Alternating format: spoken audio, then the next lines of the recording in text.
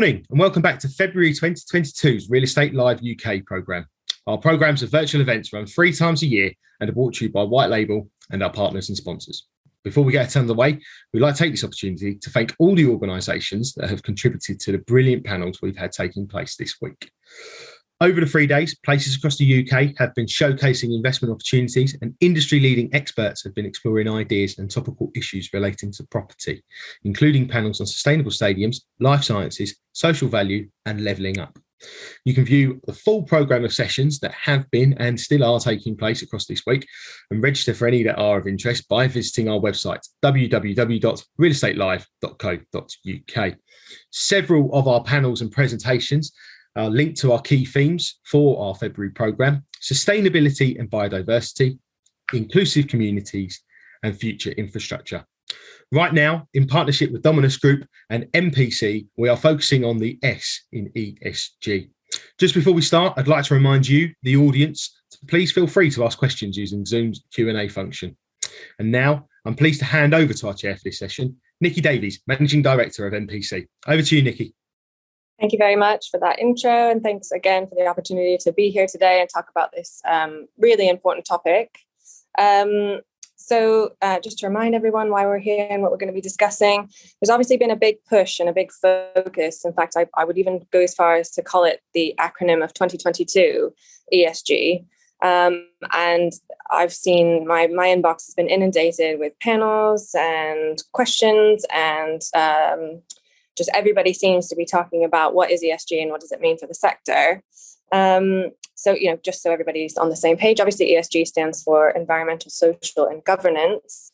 And the topic of today is kind of focusing on the S there, the social, sometimes interchangeably referenced as social value as well in the sector. So what is the social aspect of ESG and what more can companies do to improve their social focus? Kind of what value in terms of numerical value does it bring to real estate, but also what value does it deliver for the communities in which we build and serve? So if we look at kind of, if we're calling the social, the S, the social, and we're going to call that social value, according to Social Value UK, the kind of trade body that sort of is the overseer of all things social value. Social value is kind of defined as the quantification of the relative importance people place on the changes they experience in their lives. So kind of put simply, it is the stuff that is important to us that isn't usually expressed in financial terms: health and well-being, access to green space, training and apprenticeship opportunities. And you might wonder, well, how can you put a value to that? There are the Social Value Act introduced a way to do that the Social Value Act is 10 years old this year. You can measure it against a number of different frameworks. You might have heard the terms TOMS, or you can even measure against the UN SDGs or the 5 capitals. There are a lot of ways to kind of articulate the value that's created. But most importantly, social is about people, and it's about how what we do impacts on people and that the change that they experience in their lives. So today, hopefully, is going to be a very people-focused discussion, and we're going to hear from an excellent panel around how they are identifying social value, using and maximizing social value in the work that they do in the sector. So I'll come to Wesley first from Dominvs. Thank you. Can you just talk us through really how Dominvs have approached delivering social value in your development programs? And because you develop across a wide spectrum of different types of developments, if you could tell us a bit more about that. Yes, thanks, Nikki. For us, it really is about the fact we kind of do it ourselves. We genuinely kind of get involved from early in the process of development cycle. So we'll look at a site for acquisition, and that's when I'm first brought in the conversation in the business. What do we see as our social value approach from the beginning, looking through an activity maybe of meanwhile usage or community investment before we go for a planning application. We then look about how we can deliver that value again through the construction phase, working with our supply chain partners in particular. So we have our own supply chain, social value supply chain charter, which we expect our contractors to adhere to. We've also created our own social value matrix, created a point system of what we expect our larger contractors to be delivering against. So it's not just about providing opportunities around employment and skills, but actually around how there's a genuine community benefit through things like refurbishing community assets and supporting local community programs. And then finally, all this is geared towards a strategy that looks at an end use as well. So ultimately, we know we're developers. We know we're normally going into areas which are either requiring redevelopment or regeneration. And we want to basically ensure that we're leaving a social value legacy in all our projects. So for us, we really have to understand the projects we're working on. And by doing that, that's involving plenty of high-level engagement, digital engagement, but also as well engagement within the business. So it's important that our kind of administration staff in the business are aware of what we're doing for social value in our projects as much as it is the project leads. Together, the culture obviously will continue through the business and into our projects on a kind of more macro level. But on a micro level, on the projects, it's very much led by the development managers. The social value team are a support function of the planning system within the business. But as I said earlier, we really do sort of sit at the forefront of it. Absolutely. And it would be good if you could go into the sort of micro detail a little bit more. So what does it look like? What does a typical social, I mean, it's hard to say typical, but what does a social value program look like on one of your developments? Yeah, so we had a recent successful planning application on our site in Holborn Viaduct in the City of London, where we were asked by the city to look at how we can contribute to their cultural and commerce task force objectives, which was to try and create a greater level of diversity and inclusion within the city. This is obviously back at the pandemic, with obviously the city being empty. And the Lord Mayor at the time, William Russell, was very keen to bring not just office workers back to the city, but new people that didn't normally view the city as a place they would come. So we worked very closely with a creative design agency who we gave our derelict site to, and we spent quite a bit of money bringing that into purpose. That became a summer use garden for about 10 weeks called Guy's Garden, where we had about 1,500 different people at some point either digitally or physically in person engage with that space, including arts and cultural programming, music, graffiti. Just basically, I think the key theme to it was the people that came were very different to what came before. And that has led us into our final end use element of the building, where we now have a ground floor cultural and community space, which is going to be led working with the Creative Land Trust. So we will be creating more kind of cultural production, but more importantly, cultural consumption spaces that will be part of the end use of the scheme. So ultimately, what we started in a meanwhile position to kind of as a kind of lessons learned or learning informative period, we're actually now carrying into the final design of the building, which will have obviously a wider use for not just young people and office workers, but actually schools, and hopefully bringing people in from different boroughs of the UK.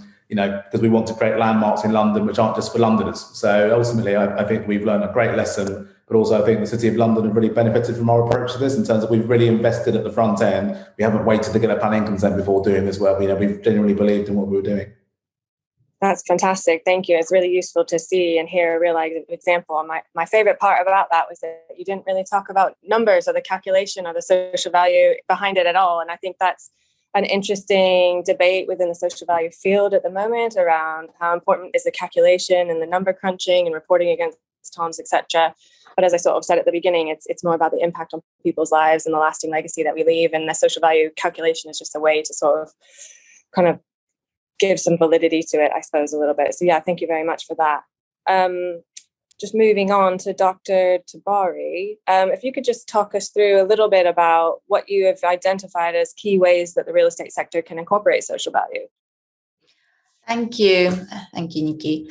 So yes, I'd like to start by saying that real estate is a business of people and the places. It shapes our behavior, relationships, and economy by influencing on what are built where, and importantly, how they are designed, and consequently, how people interact with the built environment and with each other. And this question of design isn't just a matter for architects. When investment decisions are made, most basics are already defined, including uses, quantum, layout, and even demographics of potential users. So it is important that whom investors and developers engage to understand local needs and aspirations and to define social value objectives at the very beginning of the asset life cycle. And investment and design decisions should then be informed by those objectives. And it's equally important that we recognize the sector's role beyond delivering physical assets through stakeholder engagement. An investment or development team can bring together people from various parts of the community who may not have met otherwise in the process of the project. And that can lay foundation for social cohesion and community identity in the area. And also as a landlord, asset owners and managers can continue making positive social impact with tenants, occupiers, and the community. The overall social impact of, let's say, a shopping centre depends not only what asset managers do, but what tenants and visitors do. So active engagement with broader stakeholders is required to ensure and optimize ongoing positive social impact of the asset. So the important points are that the sector can directly and indirectly create social value across the asset life cycle. And every organization has a role to play. And at the same time, nobody can deliver social value alone. So that's why, in my view, knowing their limitations and partnering with other players in the industry and to take a systems approach are quite essential. Thank you. Yeah, I think partnering is a really important part of social value because, as you say, we can't do it alone. And if it really is measuring how we're changing people's lives that experience this space every day, then how can you do that without speaking to some of the people that are going to be experiencing it, even though the place might not even be there? So yeah, that's all really important points you just made there. Thank you very much. Dr. Murray, could you just talk to us about how social value can be measured to demonstrate overall value?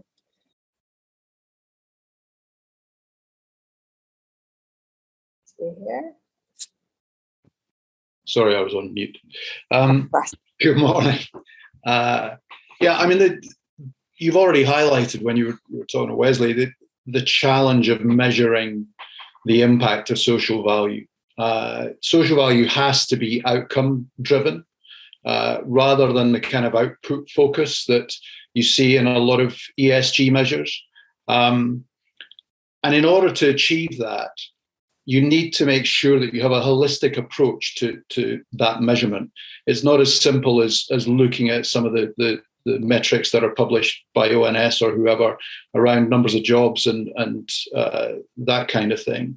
It's got to be something that looks at the interdependency of all of these factors that happen around a development, whether that's employment, whether it's skills, whether it's numbers of businesses coming into a development, whether it's the demographic impacts. And that's something that typically with existing data that's out there is quite difficult to achieve because data sets generally that are out there don't have that level of interconnectivity that allow you to look in a very transparent way to what's happening in a particular place. And that's something that we've tried to address with our clients by creating data sets that describe place across the UK in a much more granular and integrated way. And it's something that we've done successfully. And you see very quickly the impact of one aspect of a development on something else that's going on. And these are the things that it's only by providing that context. And interestingly, you talk about engaging with the community. How often do you speak to people in the community and you mention something that's happening within a development and they say, well, that's not going to work because obviously X, Y, and Z. And the reason for that is that they locally have all the context of what's going on around the development. And it's much more difficult for developers, investors, local authorities to have that level of context and understanding. And that's what we think is key to driving true measurement of social value going forward. Yeah, absolutely. I'm going to ask you a similar follow-up question that I did to Wesley in terms of, have you got, obviously you don't have to go into site specifics, have you got a good example of where you've applied some of your data sets and seen it make a real material difference to what was being delivered? Well, there's a kind of current example in some work that we did to support English Cities Fund with the Salford Crescent development, where we helped them. Now that's a development that's at the early stages, but we helped them identify a theme for that development that would take account of the aspirations both of the partners in that development, so the University of Salford and Salford City Council, and focus on having something that had innovation at its core, building on the university's capabilities, also building on what the local business base was able to support, giving a differentiated and distinctive profile for the development that would allow you to attract other businesses in to the development. But crucially, having a kind of core theme for the development, which was healthier living, that focused on the needs of the local community, and particularly healthcare needs in that local community. And that could then be reflected as you went through other aspects of the development, which got into smart construction, building on some capabilities that were in the university, because there's a significant residential aspect to the development as well. So it's about pooling all of these factors together to give you an integrated picture that then allows you to see where a particular development should be headed, but doing that in such a way that the outcomes are readily measurable. And absolutely responds to the situation on the ground, so that the plan that you're putting in, whatever technology or whatever initiative you're doing, has the maximum benefit for that local community. Yeah, absolutely. Thank you. Now on to come to Gunilla, who you've had a varied experience across multiple councils, so you've sort of seen on the ground how social value is being interpreted by various local authorities. So what can you tell us a bit more about what councils can do to ensure that all developments deliver social value? I think the number one thing that councils can do is to look at a development holistically. So it's not just houses or physical buildings, but what it else can deliver for the community. And that is really an opportunity to grow the economic well-being of that community. And I suppose the number one thing is to make sure that it's enshrined in the local plans, that will then include social value policies. But if that's not appropriate, develop a spatial development plan to sit alongside discussions with developers. But if neither of those are appropriate, then an direct approach to developer, because in my experience, most developers have social value policies already, and they're very positive to a discussion, and they expect it. A lot of times they expect to be asked, so you're pushing on an open door. But developers definitely see the benefits to them of social value, and access to workforce, skilled future workforce, access to local contractors, and I think above all, the positive publicity social value outcomes can bring to their development. And I think what's really important from a council's point of view is also that planning officers speak to community development officers and economic development officers, and that they are included and involved in initial discussions with developers to agree the priorities that for social value for their local area. And the plans to be developed, they should be transparent and consistent, so using the same approach and framework across the board. And they also need to be achievable and flexible with a menu of activities that developer can engage with. And I think most important of all, that there's a resource on the ground for developers to work with, so that they can then link up with local schools, with local colleges, training providers. So delivering social value doesn't have to be complicated. I think that's my message. It can be as easy as to agree into employment and skills plan with a menu of activities that developer can engage with. And I think most of all, and a really important point, is that social value continues post-construction. So engaging with the occupier of a commercial facility, a supermarket, nursery home or hotel or whatever it might be, to make sure that they then recruit locally and to form that longer term relationship with new businesses moving into the area and ensure a lasting positive impact of the physical development of the community. Yeah, I think you've made some really important points there, that it doesn't have to be complicated, and actually a lot of developers are already sort of intrinsically doing this within their business model, but we're not necessarily calling it social value. And I think one important point I wanted to sort of make and reiterate as part of this was that it's important, and my background is PR, so I'm always going to be talking about good messages and changing reputations, etc. But the sector has such a negative, people have such a negative view on the sector because they see development as a really short window of 2 years of disruption, of dirt on the roads, of demolition, of just change that people don't usually like, and also profit for the people that are building it. But actually, the sector is doing so much good, and social value is providing a vehicle in which to sort of think really hard, and kind of going back to Dr. Murray's point about how can we maximize our input here, how do we communicate it as well, how do we make sure that we're delivering the stuff that matters and changing the view of the sector and what the built form can do. So yeah, really important. It's not complicated. This is just a way in which to communicate it effectively. Last but not least, we're going to come to Patrick, who is Director of Inclusive Regeneration at Lewisham. Patrick, it'd be great if you could tell us a bit more about how Lewisham have incorporated social value into its regeneration plans.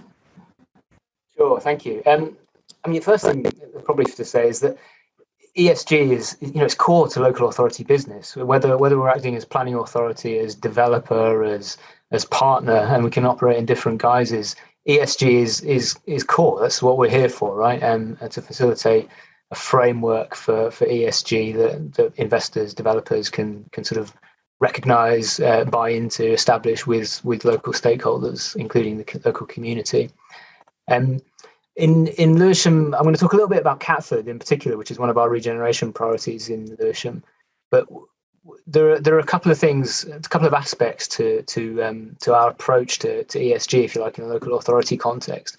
One is that our political commitment is very much to being an open, welcoming place, celebrating diversity and recognising the strength in that.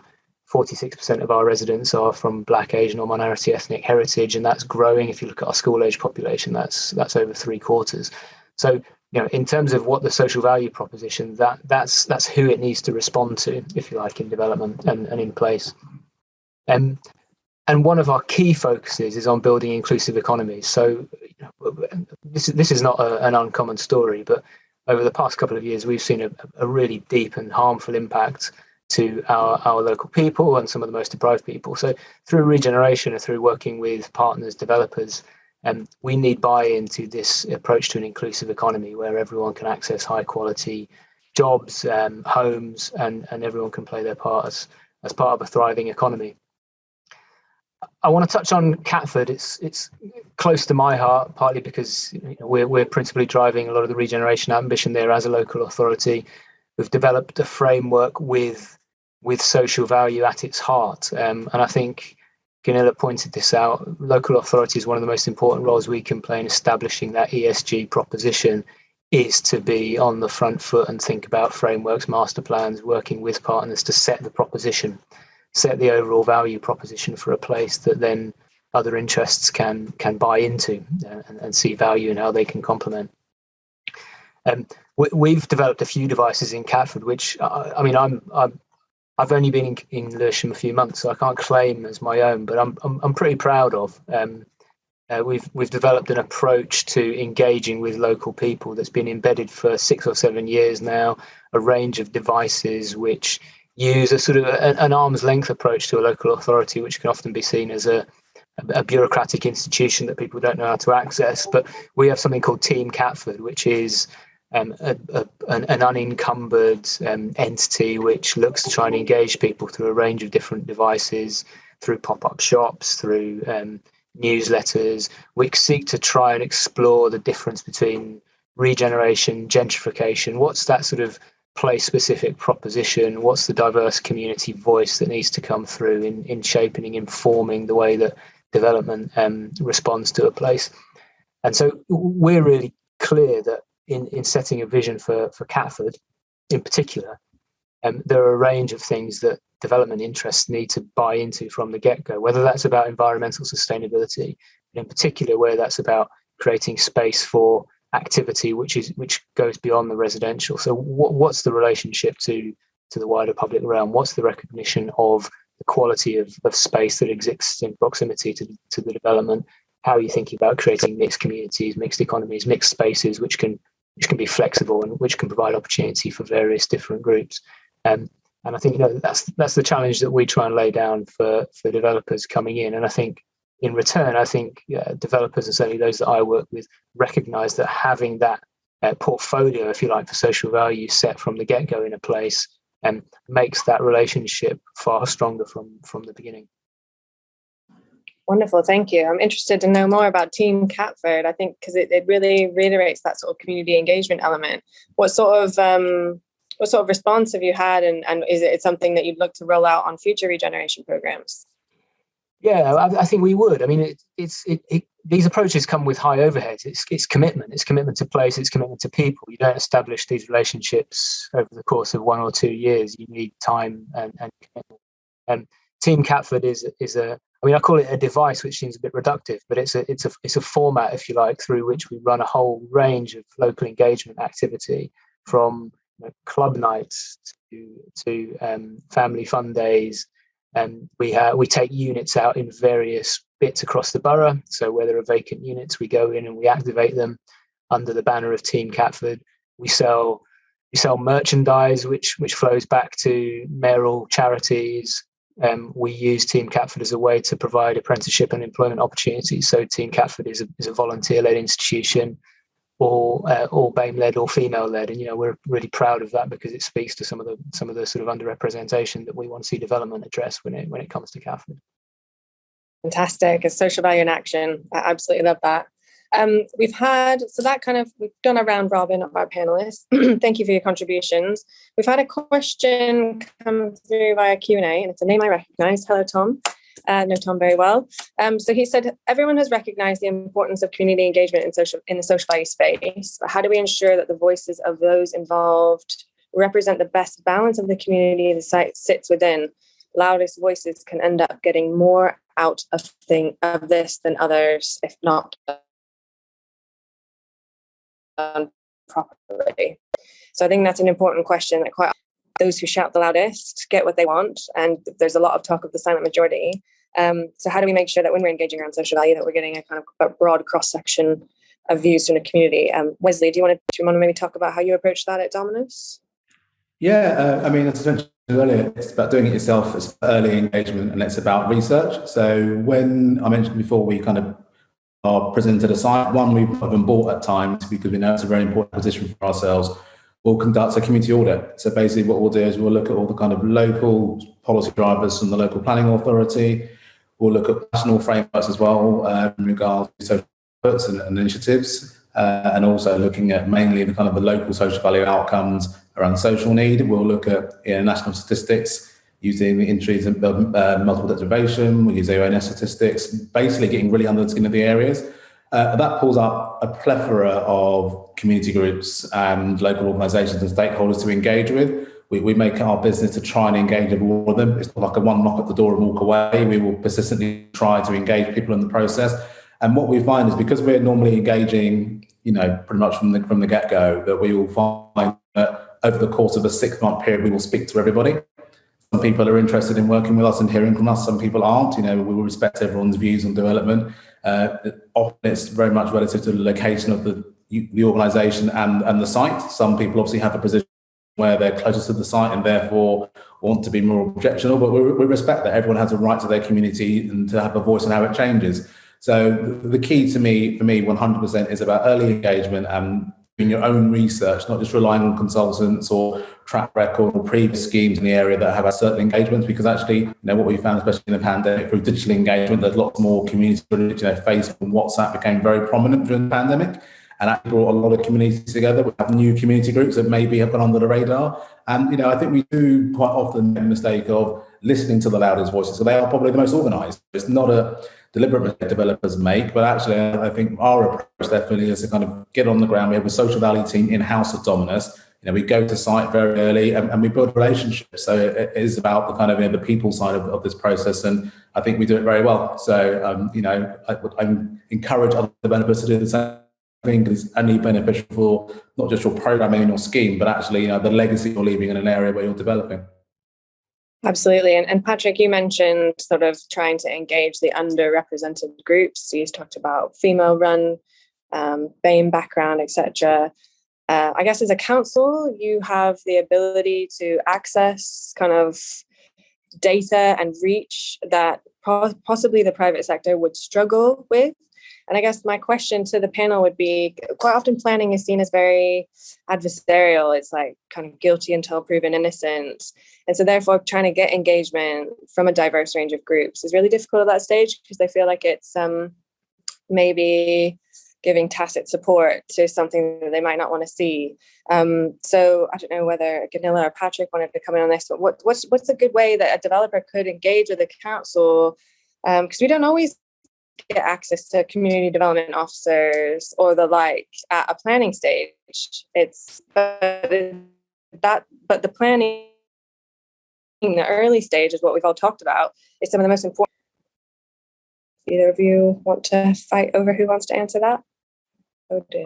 I'm happy to jump in and give a quick thought, which is it relies on differentiated approaches. Let's say, I think a standard stock approach to engagement or consultation gets you what it will get you.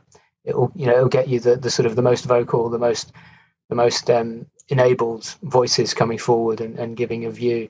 And I think Wesley touched on research. I think research is important to understand where underrepresentation exists, where a development is likely to be relevant to those underrepresented interests, and then how do you disproportionately at times go and identify that group and hear from them. I think sometimes I'm not a planner by background, and my planning director would probably take a different view on this, but I think when it comes to regeneration and economic development, you have to recognise that standard forms of engagement are not the way to engage the most hard to reach interests. You've got to go and find terms on which those people want to engage. Sometimes it's about articulating a proposition in different language, in different terms, and I think engagement strategies, certainly when I see them, I say they need to recognise that, and they need to disproportionately sometimes recognise that the methods that they're going to pursue need to recognise underrepresentation. Thank you. If I could just come in and just reiterate what Patrick said, and just what I've said earlier on, how important it is that councils don't adopt sort of a silo thinking, but that regeneration, community development work really, really closely together, and at the very early stages of a planning process. So the initial pre-app, that community development officer, economic development officer are engaged and they have a say on looking at the planning application in a holistic view and how that can benefit and what their priorities are. So setting out your stall early and differentiating yourself from the bog standard tick box exercise, and that might open different doors to both community and local authority interest and support, not support because they can't support until it's approved, but just general interest in the project. Dr. Tobari, I was just wondering whether you had thoughts on that, because I think it's important. You mentioned partnering when you in your introduction, and I just wondered whether you'd had any experience where you worked to get the sort of less seldom heard from groups as part of the planning process or as part of a development. Thank you. Actually, the points that I was going to make were already made by the previous speakers. I think 2 points that I really wanted to make was that firstly, the data, the combining with the kind of quantitative approach. So the data can sometimes identify areas that might be underrepresented. So to give a really big picture. The second point is to see the engagement as a process. And I think, what Patrick's mentioned about Wesley mentions that these things are basically to see it not just kind of one-off events, but see it as a process. And I think that can, the one event, and then it might identify different groups, and then, that might actually grow as a whole kind of knowledge and ecosystem. So yes, like kind of event-based sort of things, for example, like a questionnaire or things like that, it requires previous knowledge of, who to invite. But, if you throw an event, people might turn up, the people that you didn't identify before. So yes, these are interesting ways of making sure, I think. Yeah. Reaching wide into communities. Absolutely. I think that's a key point. Sorry, Nikki. I think that's a key point that we did some work on the Everton Stadium relocation with the team there. And the important thing was understanding that silent majority and more to the point, being able to access them in channels that they would consume their information, which may be different channels to other groups that are more engaged with the process. And so it was about understanding and highlighting where that silent majority was and how you could approach them and get them engaged in the project. And that was something that in that particular project went very successfully. Yeah, I think that's a really, really important point. Kind of being where people are and using channels that already exist.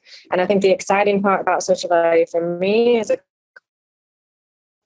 professional, and as someone that does this day in and day out for the last decade, in which to talk to people about something that has previously been perceived as like quite a dry and distant topic in planning and development. Communities have, it's not exactly the most accessible thing to get involved with, really. Planning portals are usually really inaccessible. Not many people understand their role in the planning process unless you've been galvanized to object. But if you're supportive of development and if you want something to happen, it's quite often difficult to understand your role in providing feedback. And I think social value is a way to sort of kind of positively and constructively engage on planning and about the spaces that we create and the communities that we build. And it's kind of opened the door to conversations to groups that are seldom heard from and are often the ones that are shouting less loudly, but actually have really important points to make. And if the topic of social value encourages developers, like Patrick and Gunilla have said, to kind of differentiate their approach and talk about things differently to get a different sort of buy-in, then it can only be positive for the sector. I guess I kind of wanted to see how the panel viewed the kind of progression of social value, because whilst the Social Value Act is 10 years old this year, it does feel like it's sort of this year it's sort of awoken, and that is definitely linked to the pandemic and what people want out of life, I think. And so it's really just beginning its journey, very much so in our sector. And where do we think that ends, or what do we see like 10 years from now?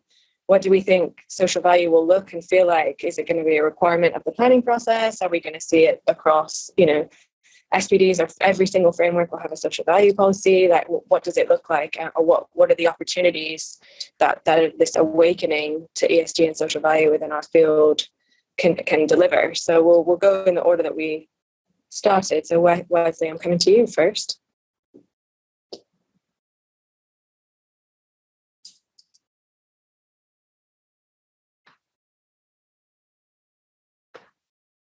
I still got him? Or we lost him? Oh, hello, sorry. We are? Yes, hello. So was that aimed at me? Sorry, I missed that last bit. I think you cut out slightly. Oh yeah, it was just about, so we're kind of on the early doors, or the kind of first real awakening to social value and ESG within the sector, even though it's 10 years old. And I just wondered what the panel thought about what the next 10 years hold for the topic, and what we could see social value change over the next decade. So from my point of view, and that's a really good question actually, Nikki. From my point of view, I kind of always revert back to my kind of social value mentor, who was Tim Goodspeed at Social Value UK, who's the head trainer. And he always kind of made it very obvious to me that we are kind of running away with social value like a Ferrari without brakes at the moment, because everyone seems to know what it is and wants to kind of have their view in it, but it isn't kind of necessarily going in a direction which is sustainable in terms of producing the kind of outcomes and outputs, whether it's measurement, whether it's case studies, whether it's kind of quantitative measurement of some sort. But actually, Tim makes a very good point in that, sort of management accounting and financial accounting has been around for sort of 200, 300 years in some guys. And, if we look at it, it's just a series of assumptions that over the course of time, we've able to kind of take quite a lot of confidence in and belief in, and actually think, do you know what? Even though these numbers aren't absolutely 100% accurate. They're very much believable, and we trust the process because that process has existed for a long time. So when you mentioned 10 years, I don't think 10 is actually enough. I think it's more 20 to 30 years actually before we really find a place where we all have confidence in the numbers and we all have confidence in the outputs, because it is a very new concept, social value, and ESG is a very new concept in terms of how it's being utilized in businesses, in kind of, local authorities. And there just is an alignment process, which I think people are at different parts of their journey with this at the moment. So ultimately, some people will get there quicker than others. Don't get me wrong. That's the kind of difference between sometimes the private sector and the public sector. But at a point where we all kind of get to where we know what we want from ESG and social value, there will probably have to be some sort of reckoning, I guess, to a certain degree, a bit similar to kind of, was it Betamax or was it VHS? One of them will drop away. And I think we'll find ourselves in a few years' time faced with that kind of conundrum. And at that point, I think the standardization of social value outputs will be very useful to everyone across the board, not just a few people currently. Yeah, absolutely. I think standardization is something that I'd like to see, as much as it is exciting to have lots of different frameworks to report your numbers against. Some may argue that means that how meaningful are each of the numbers and how comparable are, one's talking in toms and one's talking in 5 kappa. They talk to each other. How do we make sure we're getting the same across the Tobari? 10 years time or 20 or 30 years time? How has social value changed, and what is it going to have done to the sector? Yeah, thank you. So what I would really like to see is that we don't really have to even talk about social value. As Nikki, I think you mentioned it before, and then sort of everyone else to some degree kind of mentioned. It is this sort of thing that we do, we think about creating a better place, and that's what we do. And so, I would like to see social value, this kind of whole debate, embedded into the core of what we do, planning or economic development or investment or design or anything that we do. And in the UK, the social value, sort of the discussion and the practice sort of started with the procurement dictated by the Social Value Act. And at the moment, it is great that it's mandated to ask for social value in terms of scoring, 5%, 10%, or sometimes 15%. But I'd like to see that not being a separate set of criteria, but actually really embedded as a more kind of general overall definition of expected outcomes. So I think someone mentioned, was it Neil? I think mentioned that this outcome-oriented approach, not outputs. So the definition of procurement incorporate outcomes, not outputs. I mean, that's the direction that I'd like to see moving towards. Yeah, that's fascinating. And I fully agree and applaud that answer. I think we talk to our clients about what's your social value golden thread. And I think Neil as well mentioned, what's your theme? What is the thing you're trying to achieve? And it'd be great if we didn't have to point that out, particularly through procurement. If it shouldn't just be a section, it should absolutely live and breathe throughout everything that you're putting forward. So yeah, we're going to get so good at it that we don't even have to talk about it anymore. That would be ideal. Although we would not be on this panel today if that was the case. So yeah. So next, Neil, did you have thoughts on this? Yeah, I guess the one thing that we know is that in 10 years' time or 20 or 30 years' time, the view will be different than it is today, just as it's different today than it was 10 or 20 years ago. I do think that there are some fundamental changes that have happened and that, that have been confirmed or accelerated by what happened over the last couple of years. So there is going to be a much greater focus on well-being generally for people, and that will feed through into real estate development. It already is. But all that does is it highlights the challenge that there is in how do you measure this stuff? Because how we're trying to measure it today is going to be very different than how we try and measure it in 10 or 20 years' time. And yet today's developments have that 10 or 20 year life cycle that, we're going to be looking at them through a different lens in 10 years' time than we're trying to look at them today. So it is, I think Wesley's point about management and financial accounting being around for 200 years and people have grown to trust it. I'm not sure how much anybody trusts their accountant, but people have grown to trust the system. There will be that evolution of how we make these measurements. But what it all comes back to is it's all the more important to have a really intimate understanding of the impact of any individual development, because that's the only way that you can properly assess its impact. Yeah, absolutely. Absolutely. And Gunilla, is everything going okay? Or... Well, I think just from to add to this, we've said that local authorities across the UK are very different stages in their local plans, how they deal with social value. And I'll be hoping that in 10 years' time that all local plans include section of how they will deal with social value and how they will measure it and execute it. And I think going forward, councils and developers will need to promote social value of their development, to get communities with them. As you mentioned, Nikki, sometimes developments, particularly on Greenbelt, will have a negative connotation, and how important it is then to also promote it holistically and the economic well-being it can bring. So I think it would be more and more important going forward.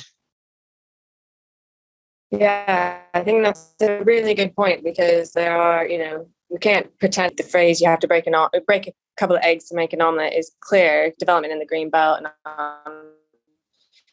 countryside and planning is also as this, and therefore, and if Tim were here, Wes, I think Tim would be saying that social value isn't just about measuring the good stuff, it's a measuring about the impact and how much you can minimize the bad stuff as well. So social value is already really set up to operate in a planning sphere, which looks at things on, well, this is happening. So yeah, I think it's primed and ready. It just needs kind of more adoption across the board. And I think that's slowly happening, as Gunilla said, over the next 10 years. I think we'll see it kind of explode into local plans. Or I also hope that it kind of becomes a common piece of local plan and planning policy. And Patrick, lastly, sorry, you were last, so you've got to try and come up with something new to say. All right, I'll try. I would start though by echoing the point around making sure that social value becomes embedded to the extent that we don't use that terminology anymore. I think success might look a bit like that for me. Differentiating social value from sort of monetary or economic value. I think there's an interesting set of arguments there around how you position those things next to each other. I guess social value has been around for a while. ESG has been around a little less long, but the planning system has been around for a while, and the planning system is there to secure these things, right? And whether you use the term social value or whether you use the term ESG is sort of often used sort of outside of that sort of planning sphere to try and articulate or try and provide a sort of a clearer narrative as to what value is being proposed, what the overall value proposition is.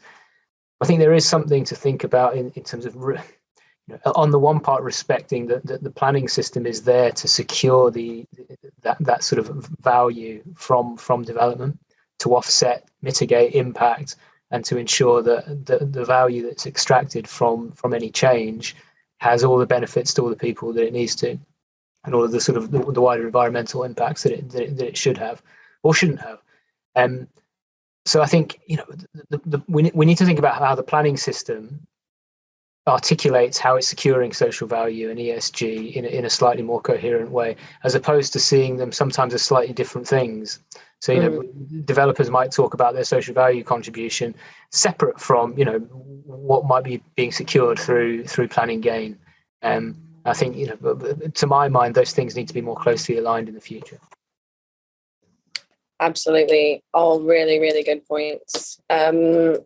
So we're kind of coming up to the end. We've got about 8 minutes left. I think we go around and we do a quick fire closing question to each speaker, which is kind of, what is your main recommendation if someone's only been able to tune into the last 5 minutes and they missed the interesting discussion we've had? What's your main recommendation to the real estate sector to ensure it does incorporate the S in the ESG? Should we start with Patrick, actually, because he's had to go last every time. We'll come back round. You're too kind. Thank you. I mean, I'll say, snippily quickly, I think it's about, if I was to make one recommendation, it would be committedness to place. Longer term commitment reaps value in all forms. Quick in and out approaches, I think, make it much harder to secure the S in ESG. Gunilla? My message to developers of real estate would be, get to know the area you're going to work in, get to know the priorities and the vision of that area. Great, wonderful. Where are we? I've lost track now. Neil.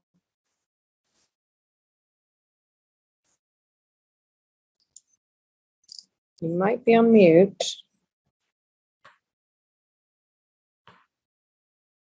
If you're even still here. We've lost Neil. Oh, goodness gracious. So he was done. He'd heard enough. Dr. Tobari. Yes. So yes, if I were to say one thing, or like pick one thing, in my consultancy, I use an impact map that would help private sector organizations to basically understand how social well-being or social value affects their objectives, including financial performance and reputation sort of things. So by understanding how they really affect them, then I think that is a really good starting point to really embed the social value, social well-being considerations into their business model, business strategy, and operation. And without doing that, it will be kind of piecemeal work that or like a box ticking exercise. So yes, I always recommend to do this kind of mapping of the impact, how they actually these considerations affect them. Definitely a theme of today is do your research before you try and approach and implement any of this for it to be effective. And last but not least, Wesley. Yeah, so I just sort of picking up on a bit around the research piece to a certain degree, which is I think that there's also an understanding of balance of the expectations that the stakeholders have, whether that's the local authorities or the communities, against your own actual capabilities. I think the biggest problem in the social value sector is a lot of over-promising and under-delivery. And so actually some of the good stuff you can do or will do is forgotten about because you've maybe not delivered on 2 or 3 promises. And actually, if you genuinely reviewed that process at the beginning, you probably weren't capable of doing it in the first place. And I think that's where, social value has exposed some of the sort of deficiencies in the planning process and the delivery process for developers in particular. And I think that, the more that we kind of are honest with ourselves around what we can and can't do. So, you obviously have some tier 1 contractors working in areas where you have some sort of SME developers. And I think the expectations need to be leveled against what is their capabilities. So that's the kind of the main takeaway I would like to give to people is actually, as a consultant before joining Dominvs Group, that was one of my biggest pieces of advice to my clients is that you say you can do this, but can you really do it? Because the fact is, the matter is, you just have to deliver what you say you deliver. I think local authorities and local community stakeholders are generally happy with that.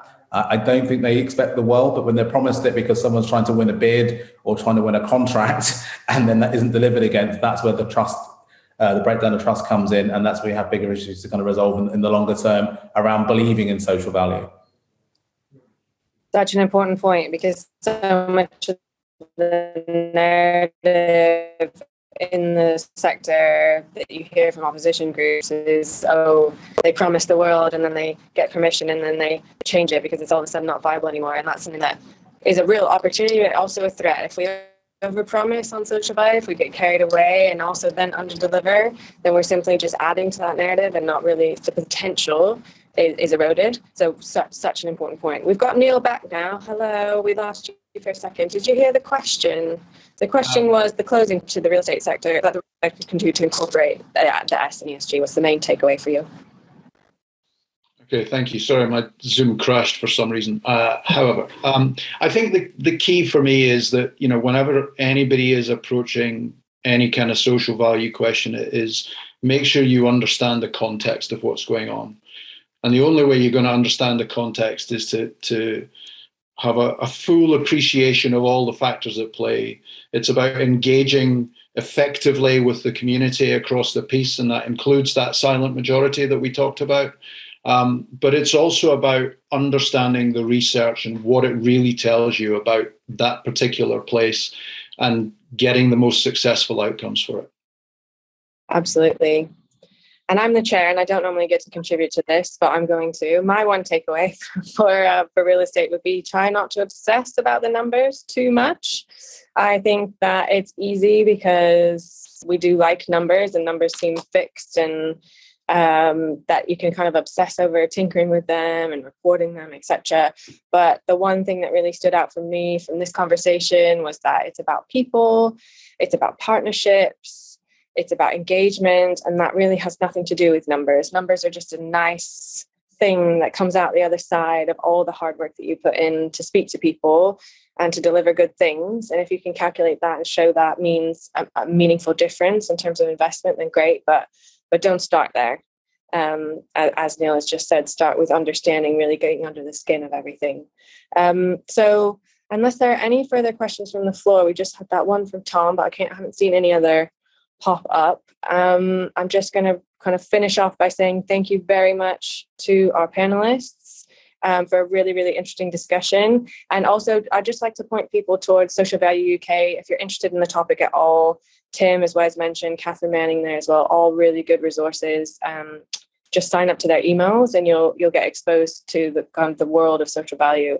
It's fascinating, and it's going to be with us for the foreseeable. Fantastic. Thank you very much, Nikki. And thanks as well to our panel for a great discussion today. And also must be mentioned, thank you to both MPC and Dominvs for their sponsoring of this session. While today is the last day of February 2022's Real Estate Live UK programme, there is still more to come. Right now, we have a discussion on the Africa opportunity ongoing. That is in partnership with the IOD London. And at 2 p.m, in partnership with the Building Garden Communities programme, we'll be asking, how can we ensure large development can deliver biodiversity and net gain? And then there is our final session of the day, which will wrap up asking, what does the role of the real estate sector play in levelling up the UK? You can book onto those sessions by visiting the programme page on our website. I did mention that at the beginning of the session, but I will just remind everyone again, www.realestateLive.co.uk. Thank you all once again for joining us this afternoon, and we look forward to seeing you again soon. Thank you and goodbye.